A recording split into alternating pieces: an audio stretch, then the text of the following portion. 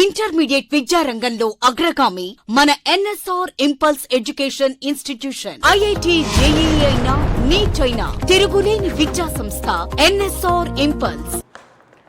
So now we can discuss Gauss law problems, Gauss law and potential and capacitance today, next class.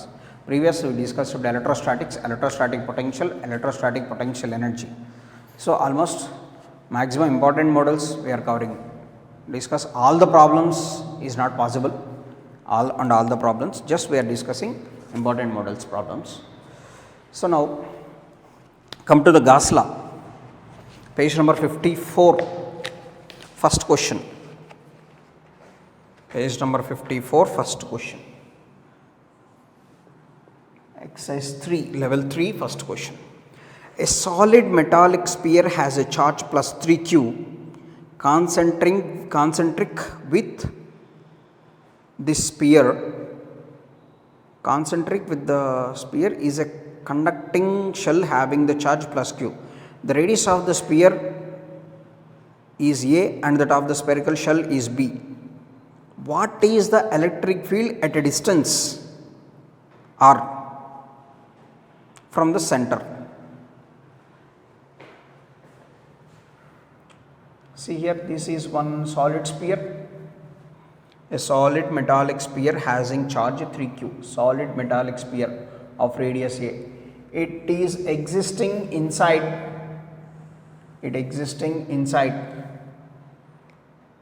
a shell having charge q of radius b. This radius is b. Now the radius of the sphere and that of the spherical shell is b. What is the electric field at a distance r from the center? Electric field at a distance r from the center. So this charge is 3q and this charge is q. Inside the spherical shell, electric field must be 0. Inside the spherical shell, electric field must be 0. So that's why here the electric field existing only due to the spherical shell. What is the electric field due to the spherical shell? Generally 1 by 4 pi epsilon naught q by r square, that is 3q by r square. One step, 3q by 4 pi epsilon naught r square, because inside the spherical shell, due to this charge q, electric field inside the spherical shell must be equal to 0. But here a solid sphere existing, due to this existing sphere, the electric field exists at a distance r. What is that electric field? This one. Very simple problems based on Gauss law. Next, see the second one.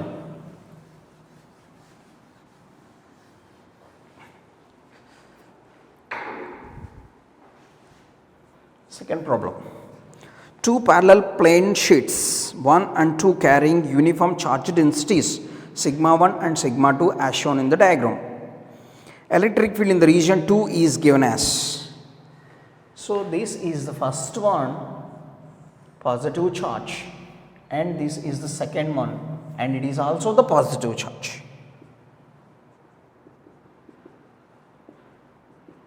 In the region 2, here we have to calculate the electric field.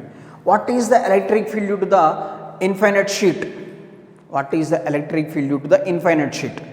Infinite non-conducting sheet. Electric field due to the infinite non-conducting sheet is equals to sigma by 2 epsilon naught.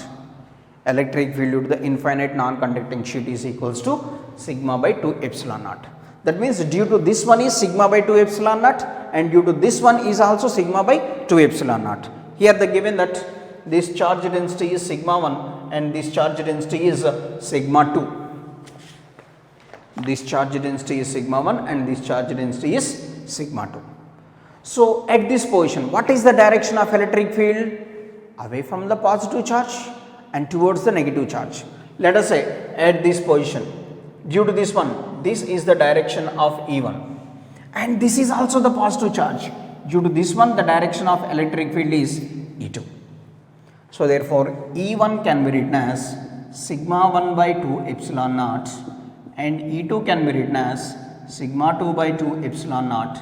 Net electric field is equals to E1 minus E2, because given that sigma 1 is greater than sigma 2, given condition is sigma 1 greater than sigma 2. Therefore, sigma 1 by 2 epsilon naught minus sigma 2 by 2 epsilon naught, that is sigma 1 minus sigma 2 by 2 epsilon naught, sigma 1 minus sigma 2 by 2 epsilon naught.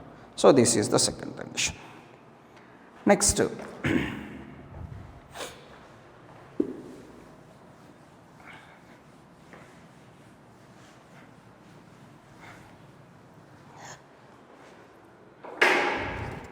come to the fourth problem.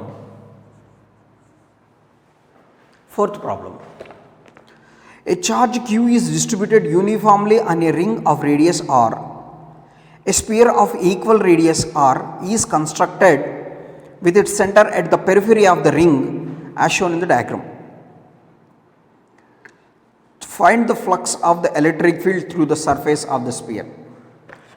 Flux of the electric field due to the surface of the sphere. See here, this is the ring and this is the center, and a sphere is constructed with the same radius like this.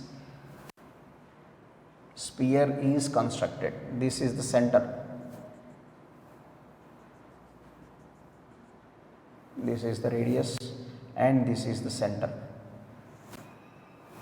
and these centers forms like this. This is O, and given that this is O dash, and this is given as A, and this is given as B.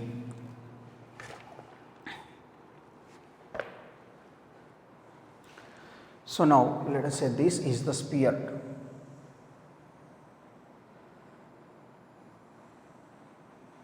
What is the flux through the sphere? That's we have to calculate. What is the electric flux through the sphere? Here, this, what is this angle, possible angle? So, this is are the equilateral triangles OA O dash, OB O dash, OA O dash, OB O dash are the equilateral, possible equilateral triangles, because the radii are same and their peripheries are touch each other here.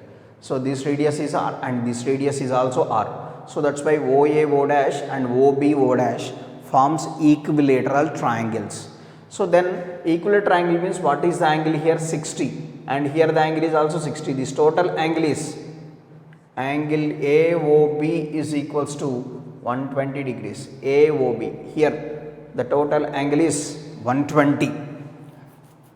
The total angle is 120. But what is the total possible angle? 360. If the 360 is considered as 4 parts, 120 is 1 part, remaining 3 parts. Remaining 3 parts. So, total, see here, here the sphere, let us say the total flux through the sphere is, let us say total flux through sphere is equals to, general total flux can be written as Q by epsilon naught. According to Gauss law, the total electric flux through the surface is equals to 1 by epsilon naught times the net charge enclosed in that. So, already here 120 degrees removed, remaining is 3 parts. So, that is why net flux through the sphere is, total flux through the sphere is equals to Q by 3 epsilon naught, 3 parts. Total for 120 degrees total, remaining 120, 120, 240 plus 120, 360 degrees, total 3 parts, let us say here. So, in that here already 120 degrees and here also 120 degrees this becomes. So, total it becomes into 3 parts. What is the total flux through the sphere? Already some portion is removed here. So, remaining part here. So, that is 3 parts total. Electric field to the surface of the sphere. It is. Next.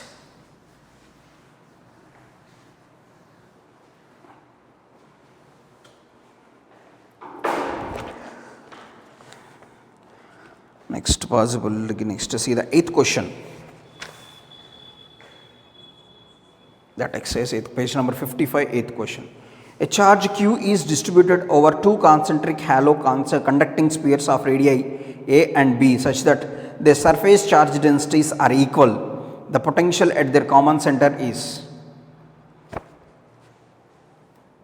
So let us say these two are the concentric spheres. These two are the concentric spheres whose radius are A and B. This is A and this is B.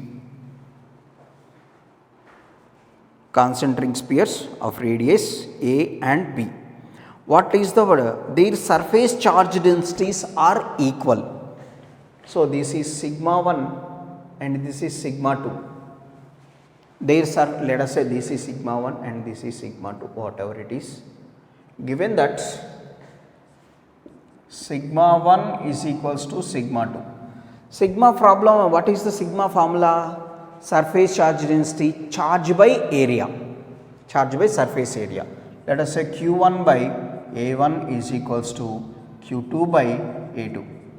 Q1 by A1 is 4 pi A square and Q2 by 4 pi B square. So Q1 by Q2 is equals to A square by B square. But Q is the total charge. What is the total charge distributed over the two spheres? Q. So therefore Q is given as Q1 plus Q2. So from this Q is equals to Q1 plus, in place of Q2 what we can write? Q1 B square by A square. So therefore Q is equals to Q1 common 1 plus B square by A square. So that is Q is equals to Q1 into A square plus B square by A square. So therefore Q1 is equals to Q A square by A square plus B square. This is the first charge. Similarly, from this Q2 can be written as Q B square by A square plus B square. On solving this we can get this only. Q1 is equals to Q A square by A square plus B square. Q2 is equals to Q B square by A square plus B square. Now potential at the common center. So total potential is equals to sum of individual potentials. So V is equals to V1 can be written as 1 by 4 pi epsilon naught Q1 by A. What is the radius of the inner sphere? A. Plus Q2 is 1 by 4 pi epsilon naught Q2 by radius of the outer sphere is B, potential. Potential at the center means whatever is the potential on the surface, same amount of potential exists inside the spheres also. So V1 is equals to 1 by 4 pi epsilon naught common Q1. What is the Q1 formula? Q A square by A square plus B square divided by A plus Q B square by A square plus B square divided by B. A cancel, B cancel. V1 is equals to Q by 4 pi epsilon naught into A square plus B square LCM. This is A plus B. That is the potential at the common center. Q by 4 pi epsilon naught A plus B by A square plus B square. Fourth option. Next.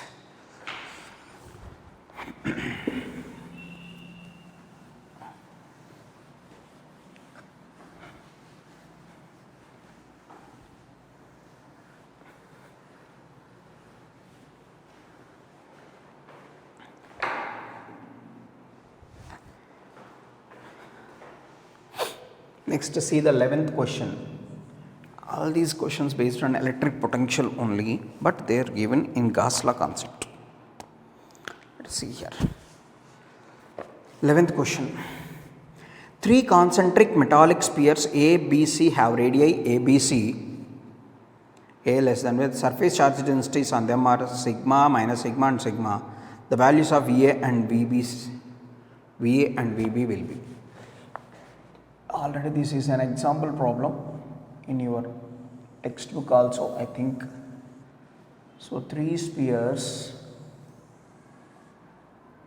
this is A and this is B, this is C. A, B, C. This is sigma, minus sigma and sigma. Inner sphere is sigma, next sphere is minus sigma, outermost sphere is sigma again. Sigma is the surface charge density. So now we have to calculate the potential of A and B. So what is the potential of A at this position? 1 by 4 pi epsilon naught QA by A, 1 by 4 pi epsilon naught QB by B. Why it is B? And 1 by 4 pi epsilon naught QC by C. Why it is C? Because the sphere A is inside the B. Whatever is the potential on the surface of the B, same potential exists inside. That's why we have to consider the radius B. And whatever is the potential on the surface of the C, same potential exists inside. So that's why we have to write like that. So 1 by 4 pi epsilon naught common on all those. Sigma into, charge can be written as sigma into 4 pi r square. 4 pi a square divided by A minus, why it is this surface charge density is minus sigma, sigma into 4 pi b square by B plus sigma into 4 pi c square by C.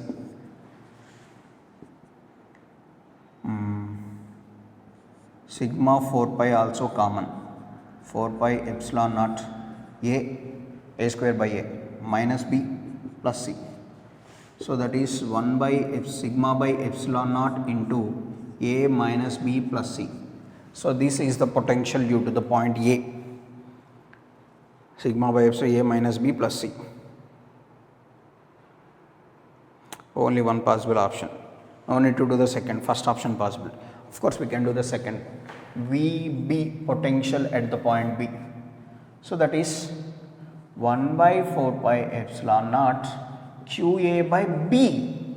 Why we have to write B? Now we are calculating the potential of the sphere B. So B sphere is at a distance B from the center of A. The sphere B is at a distance B from the center of A. So that's why here I am considering B. Next 1 by 4 pi epsilon naught QB by B and 1 by 4 pi epsilon naught QC by C. Why we are writing C here? Because the sphere B is inside the sphere C. So it is 1 by 4 pi epsilon naught common, again Q can be written as sigma into 4 pi A square by B minus sigma into 4 pi B square by B plus sigma into 4 pi C square by C. Sigma 4 pi out and sigma by epsilon naught into A square by B minus B plus C. So that is the potentials. Next.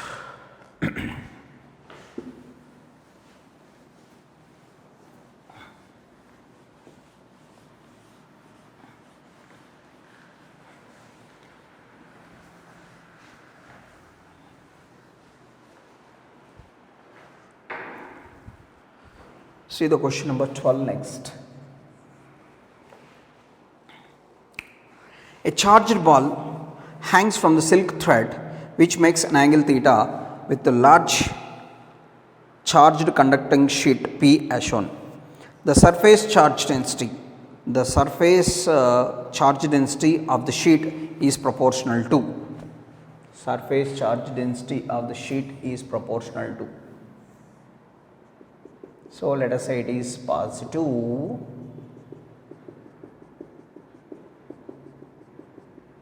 and it is the sphere of positive charge, because positive repulsion, this is the repulsive force EQ,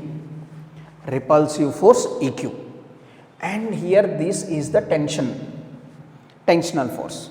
So tensional force divided into two components, this is theta, that's why this is T cos theta and this is T sin theta, and the downward force is nothing but mg.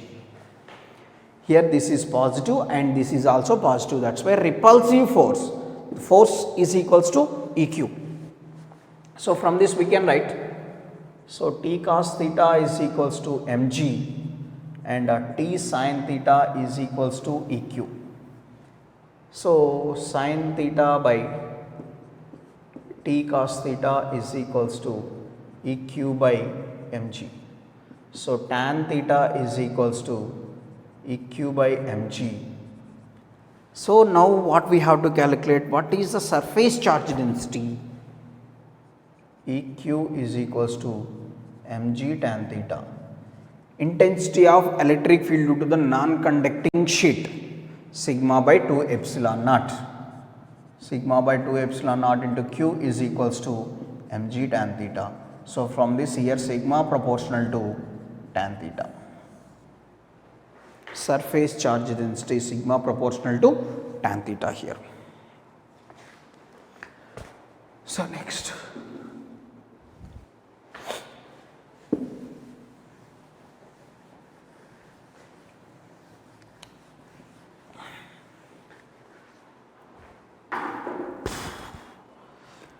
to see the 13th question, the page number 55, only 13th question. So given that the electric field in a region is given by E bar is equals to alpha x I cap. What is x? Variable. Alpha is the variable. Constant, sorry, alpha is constant, x is the variable. Alpha x I bar. Alpha x I bar means, that means electric field exists only along horizontal direction. Electric field exists only along horizontal direction, only along x axis. Y axis and z axis electric field does not exist. So that is important here. See the 13th question, find the total flux passing through the cube, through a cube bounded by the surface, x equals to L and x equals to 2L. First x equals to L and x equals to 2L. Bounded by y equals to 0, y equals to L, z equals to 0. Along y axis and z axis electric field does not exist, that is why flux does not exist. The flux exists only along x axis. So because electric field exists only along x axis here. So here, what is the flux? Flux can be written as EDS cos theta, or cos theta equals to 0, integral of EDS, E into A, let us say, alpha x into A. First, if x equals to L, alpha L into A is L square, alpha L cube, phi 1. That is flux entering the surface. See here, initially x equals to L means the flux entering the surface. Flux entering the surface is considered as negative. Flux leaving the surface is considered as positive. In the same way, phi 2 is equals to again EA. E is equals to alpha x into A. Alpha x is nothing but 2L into A is L square. 2 alpha L cube. 2 alpha L cube. Therefore, net flux can be written as phi 2 minus phi 1.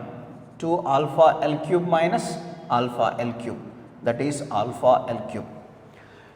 So here first case, the flux, see the diagram. See the diagram here, the flux enter the surface, next flux leaves the surface. Enter the surface, flux enter the surface is considered as negative, flux leaving the surface is considered as positive. So that's why phi equals to alpha L cube. Next to 14th question. The charge contained in the above cube, the charge contained inside the above cube is charge. We know phi is equals to q by epsilon naught. Q is equals to phi into epsilon naught. What is phi? Alpha L cube epsilon naught. So this is the charge enclosed in the surface. Next.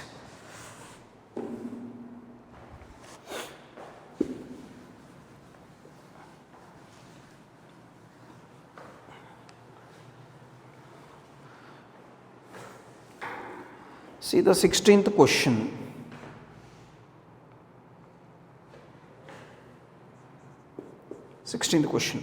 Long straight wire of surface of charge of lambda per unit length passes through an imaginary cube of edge A. The maximum flux of the electric field through the cube will be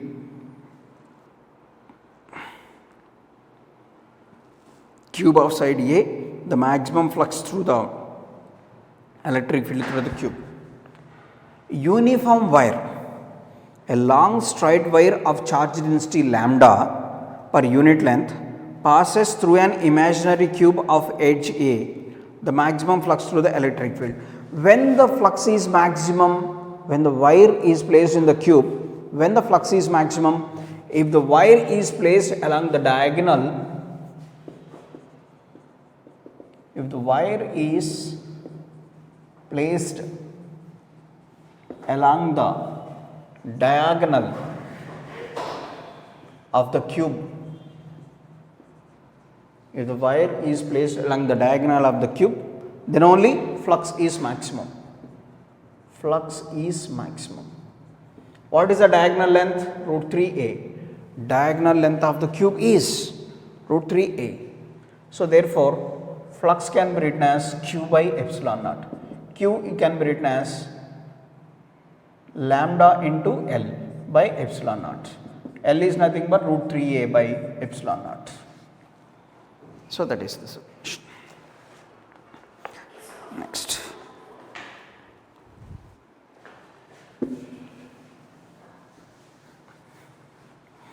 Next.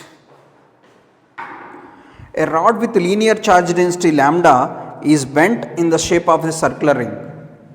Next question, 17th question. This is the rod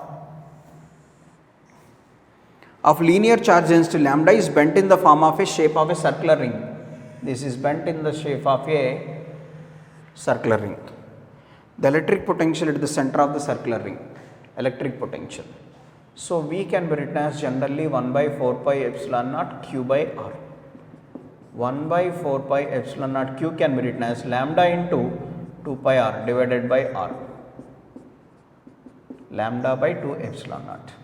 If the straight wire bent in the form of a circular ring of radius r, then its length becomes 2 pi r. Q can be written as lambda into L. Length can be written as 2 pi r because it is circumference of the circle. So next, that is about Gauss law. Maximum models we covered here. Next we can go through the capacitance chapter.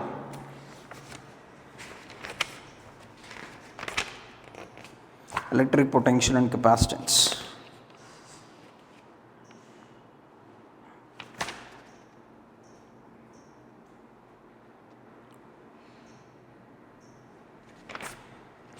So page number 83, question number 2. Page number 83, question number 2. A parallel plate capacitor of capacity 5 microfarads, given that capacity of the is 5 microfarads, and a plate separation 6 centimeters, the distance between the parallel plates is 6 centimeters, connected to a 1 volt battery, V is equals to 1 volt battery, and charged. A dielectric of constant 4 and thickness 4 centimeters is introduced into the capacitor. The additional charge that flows into the capacitor is, here Q is equals to CV, 5 microfarads into 1, so that is 5 microcoulomb initially. After placing of the dielectric, the capacitance becomes C is equals to epsilon naught A by D minus T into 1 minus 1 by K. A dielectric is introduced, then so epsilon naught A by D means here total distance is 6 centimeters. 6 minus 4 into 1 minus 1 by 4. Epsilon naught A by 6 minus 4 into 3 by 4. Epsilon naught A by 3. So here epsilon naught A by 6 is equals to 5. Here the distance is 6 centimeters. Capacity of the spherical capacity of the parallel plate capacitor is epsilon naught A by D. D is 6, that is 5, that is given as. Here epsilon naught A by 3 means epsilon naught A by 6 into 2, it becomes 5 into 2. So that is 10 microfarads. Then Q dash becomes C dash B, 10 microfarads into 1, so 10 microcoulomb. Initial charge is 5 microcoulomb, final charge is 10 microcoulomb. What is the additional charge? 5 microcoulomb. Additional charge passes through the rays 5 microcoulombs. Next.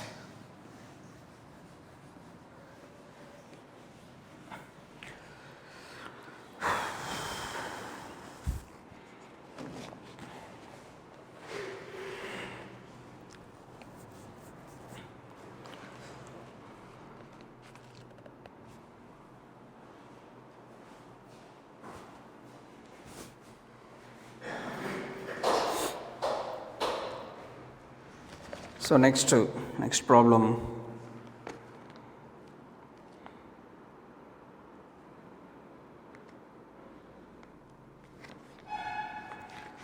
See the 8th question, page number 84, only 8th question. A parallel plate capacitor has area of each plate A. The separation between the plates is D. It is charged to a potential V and then disconnected from the battery.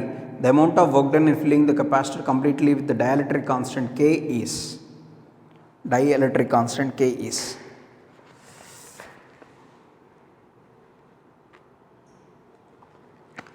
Initially, work done is equals to, generally we can write it as half CB square.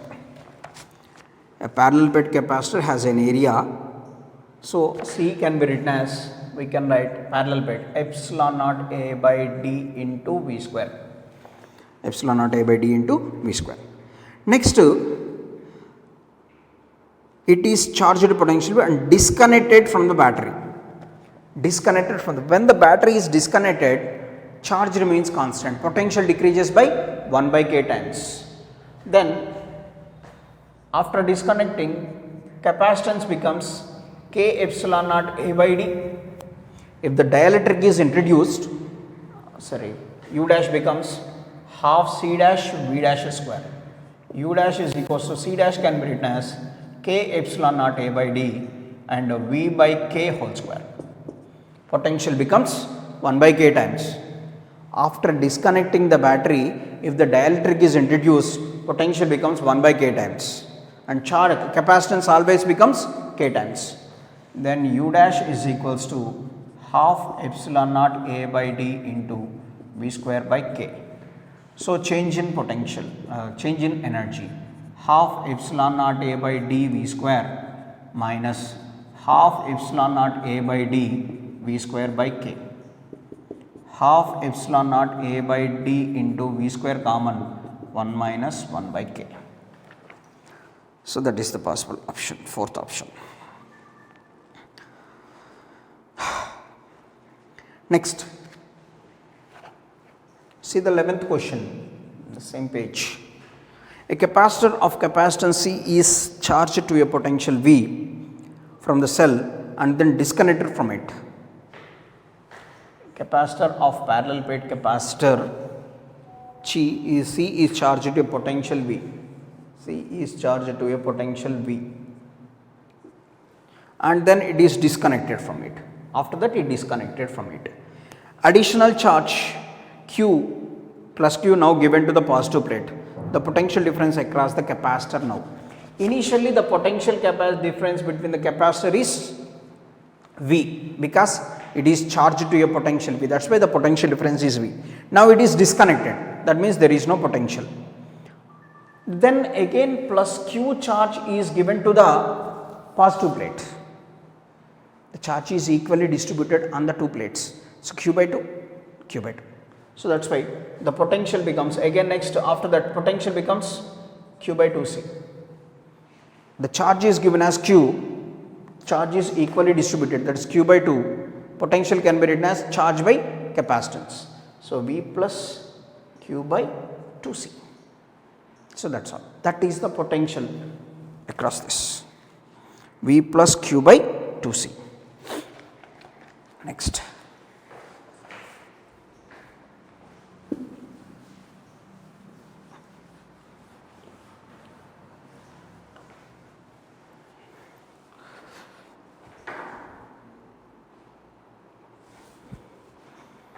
Next, page number 85, question number 15. In the given diagram, the capacitor of plate area A is charged up to the charge Q. The ratio of elongations in springs if C and D are in equilibrium. Ratio of capacitors in B. So that means in equilibrium means, so let us say it is this situation.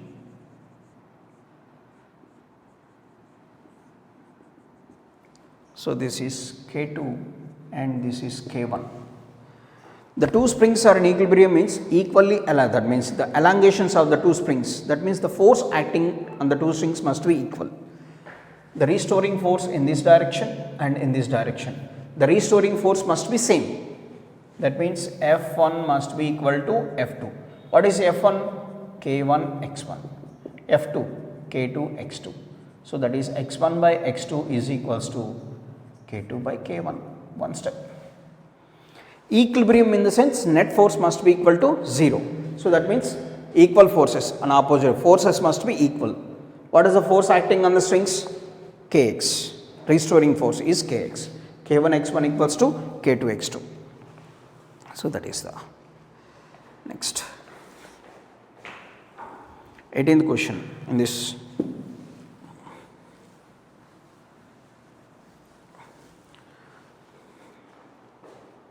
Uh, 16th question, simple it is.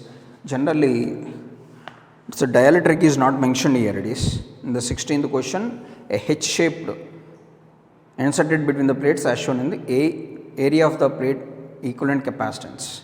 If the dielectric is not mentioned, that's why generally capacity of the parallel plate is epsilon naught A by D, but epsilon naught A by A here, but the B is introduced, that's why A minus B, simple. Next, see the 18th question here in this. A solid conducting sphere of radius 10 centimeters is enclosed by a thin metallic shell of radius 20 centimeter of charge 20 microcoulombs. HR20 given to the inner sphere. The heat generated in this process is.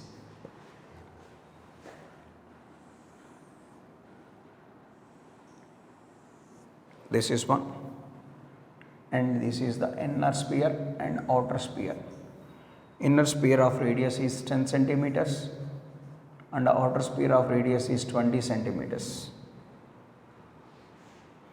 A charge 20 microcoulombs, Q is equals to 20 microcoulombs is given to the sphere. The heat generated, loss of energy converted into, loss of energy must be converted into heat energy.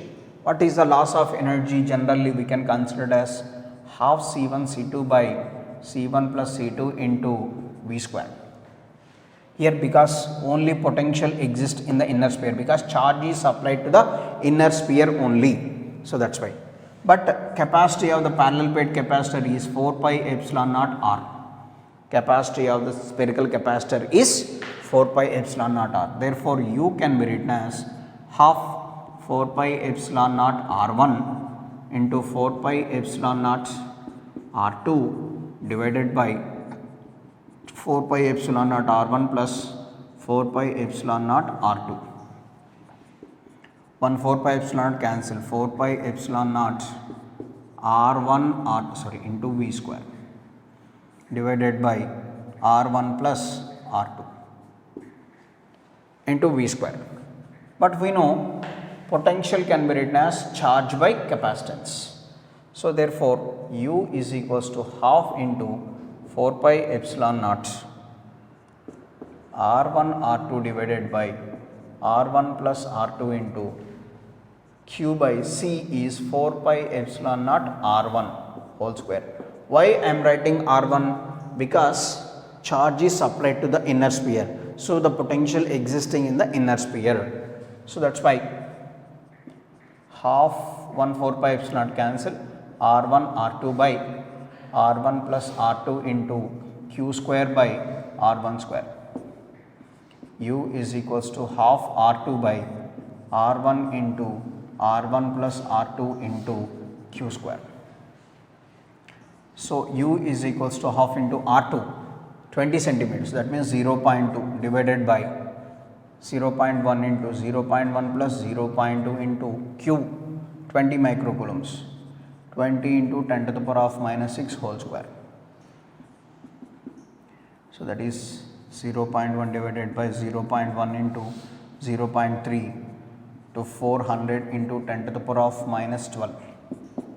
U is equals to 4 by 0.3 into 10 to the power of minus 10. So that is the possibility here.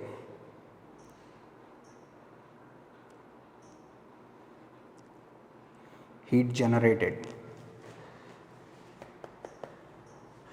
sorry 1 by 4 pi epsilon naught missing here, get one more 4 pi epsilon naught, it is whole square na, so that is into 9 into 10 to the power of 9 into 10 to the power of 9. So u is equals to into 10 divided by 10, 9 means 4 into 9 by 3, so that is 12 joule. So generally loss of energy must be converted into heat energy. Loss of when two capacitance, this is this spherical sphere having certain capacity and this spherical sphere also having certain capacity. So that's why C1 C2 by C1 plus C2 into V square. So capacity of the spherical capacitor is 4 pi epsilon naught R. So by using this one. Next.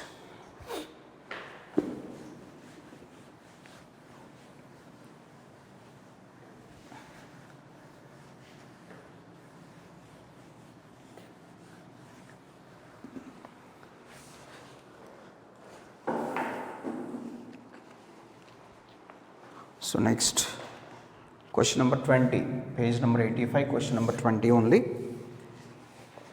In the diagram, the capacity across PQ, that is the given situation.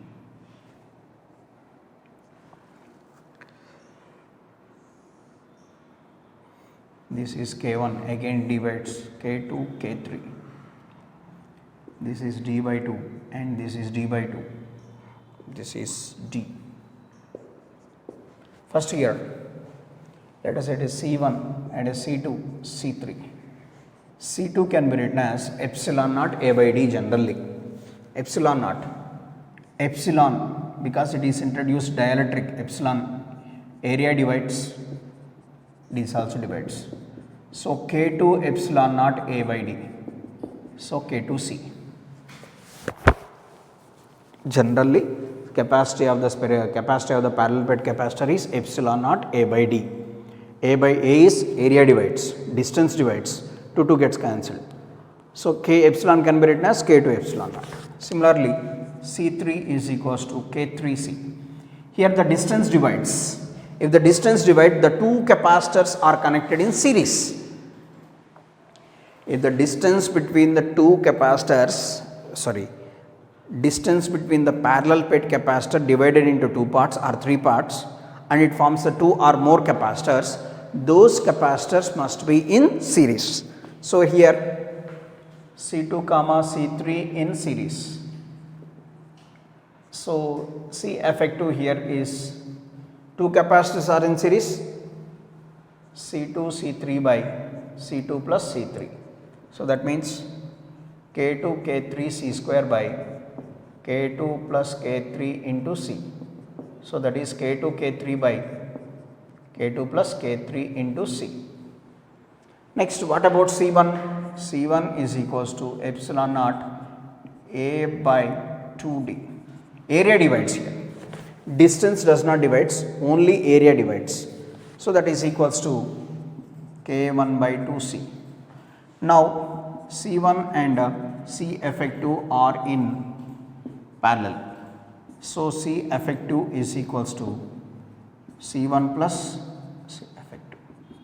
K1 by 2C plus K2 K3 by K2 plus K3 into C. So C common, K1 by 2 plus K2 K3 by K2 plus K3. So that is the first. So generally capacity of the parallel plate capacitor is C is equals to epsilon naught A by D. That is the formula actually, epsilon naught A by D. But here area divides, this is A by 2, this is A by 2 and distance also divides. So that's why it is K2C, next K3C. If the distance divides, those two must be in series. If two capacitors are connected in series, effective capacity C2 C3 by C1 plus C2 like this. And this one are connected in series, parallel. Next.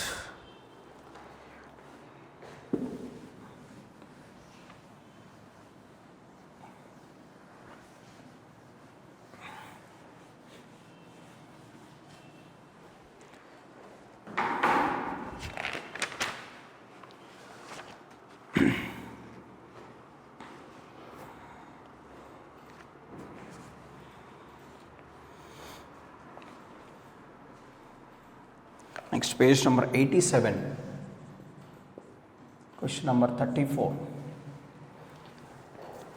In the following circuit, two identical capacitors, a battery and a switch S are connected as shown. The switch S is opened.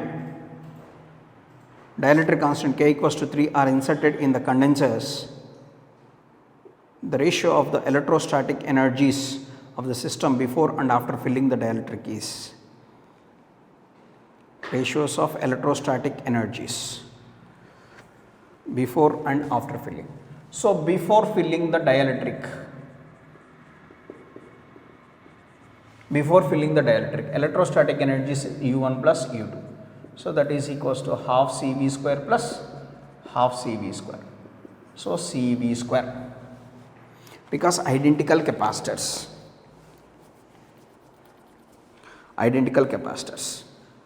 So, next, after filling,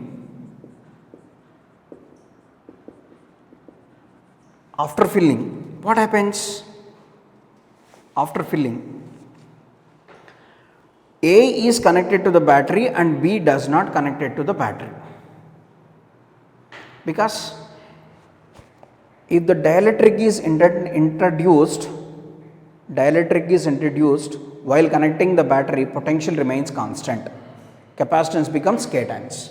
After filling, U1 can be written as half C dash V square. Half C dash means 3C V square. So, 3 by 2 CV square. First condition. After filling, next U2 becomes, so second capacitor B does not connect it to the battery. In that situation, what is the quantity remains constant? Charge remains constant. That means, let us say it is Q square by 2C. U2 is equals to Q square by 2C can be written as 3C. So, Q square by 3 into 2C. So, this is the situation. So, total is equals to U is equals to U1 plus U2. So, 3 by 2 CV square plus Q square by 3 into 2C. Half common, 3 CV square plus Q square by 3. Half into 3 CV square, Q can be written C square. So, 3C, Q can be written as CV square. C square V square by 3C. So, half into 3 CV square plus CV square by 3C. That becomes 3. Half into 3 3s are 9 plus 1, 10 CV square by 3. 10 CV square by 3. So, this is before, after. So, what is we have to find out? Ratio of filling the dielectric before, U before, U after. U before is CV square, U after half 10 CV square by 3, 6 by 10. So, 3 by 5, 3:5.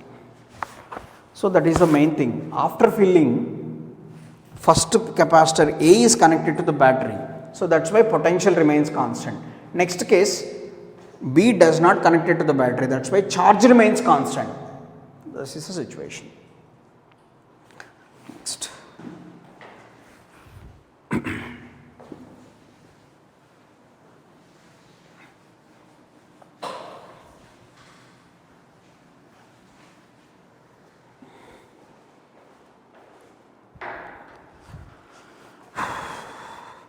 See the 35th question here.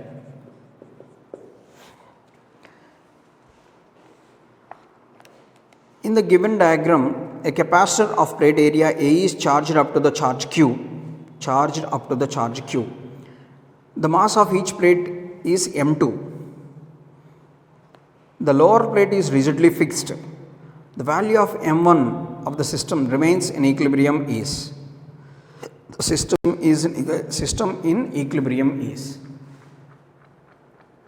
What is the condition here?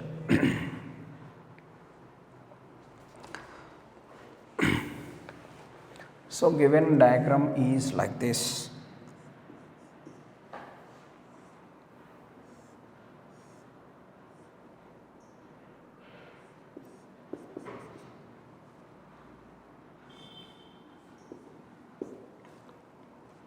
This is M1 and the plate is M2.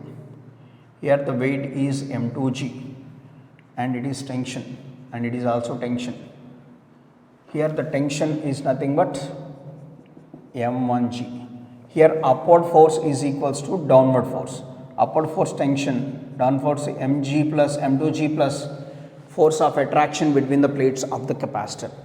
So M1G is equals to M2G plus half epsilon naught E square.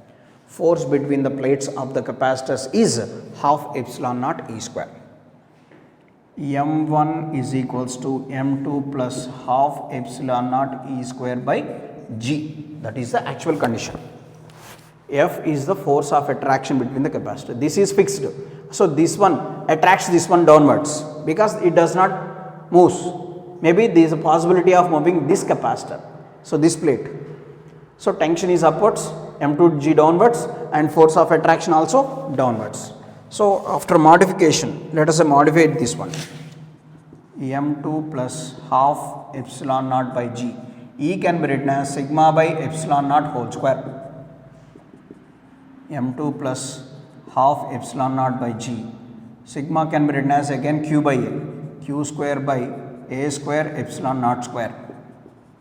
M2 plus epsilon naught cancels. Epsilon Q square by 2A square epsilon naught G. Like this. So that is the situation. So E can be written as sigma by epsilon. Sigma can be written as Q by A. This is the situation. Now, in this,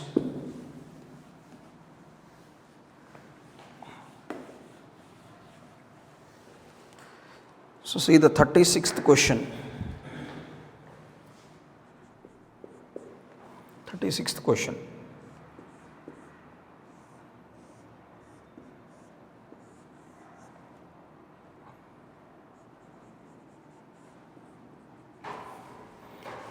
One plate of the capacitor is connected to a spring as shown in the diagram.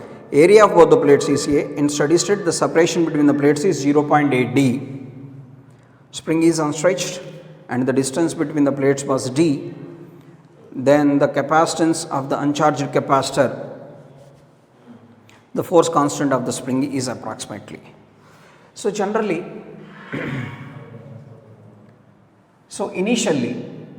initial condition, generally F can be written as EQ. E can be written as sigma by epsilon naught into Q. E is the intensity of electric field between the plates of the capacitor. Sigma can be written as Q by A epsilon naught into Q. So Q square by A epsilon naught. Q square by A epsilon naught. So that is the initial situation, the force between the plates of the capacitor is F equals to EQ, Q square by A epsilon naught, Q square by A epsilon naught. Now this force is connected to the spring, the force spring force is Kx is equals to Q square by A epsilon naught.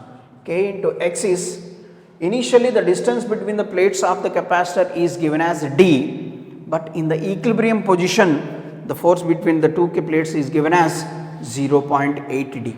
So that means D minus 0.8 D. So that is Q square by A epsilon naught. That means what is the compression of the spring, expansion of the spring? 0.2 D. Initially the distance is D and finally the distance is 0.8 D. So that is K into this is 0.2 D, that is Q square by A epsilon naught. K can be written as Q square by 0.2 A epsilon naught D. K is equals to Q square, 5Q square by 5Q square by epsilon naught AD. 1 by 0.2 is 5. that is 5q square by. So, option is not there. Here the possible 5q square by epsilon naught AD.